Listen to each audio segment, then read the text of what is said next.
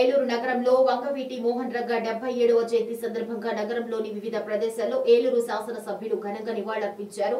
నగరంలోని జిల్లా పరిషత్ వద్ద ఉన్న వంగవీటి విగ్రహానికి పూలమాలలు వేసి నివాళులర్పించారు. ఈ సందర్భంగా ఎమ్మెల్యే మాట్లాడుతూ వంగవీటి మోహన్ రంగ ప్రజా సమస్యల పట్ల చురుగ్గా వివరించేవారని, ఏ సమస్య వచ్చిన వారితో పాటు వెళ్లి సమస్యను పరిష్కరించేవారని గుర్తు చేశారు.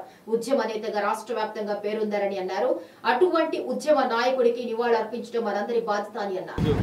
విప్లవీరుడు అల్లూరి సీతారామరాజు 127వ జయంతి సందర్భంగా మరి ఆయనకి ఏలూరులో ఘన నివాళి అర్పించడం జరిగింది. ఎందుకనంటే స్వాతంత్రోద్యమంలో చిన్న వయసులోనే పాల్గొని నేటికి చిరస్థాయిగా ప్రజల గుండెల్లో నిలిచిపోయిన అల్లూరి సీతారామరాజు గురించి మనం ఈరోజు స్మరించుకోవాల్సిన అవసరం ఎంతైనా ఉంది.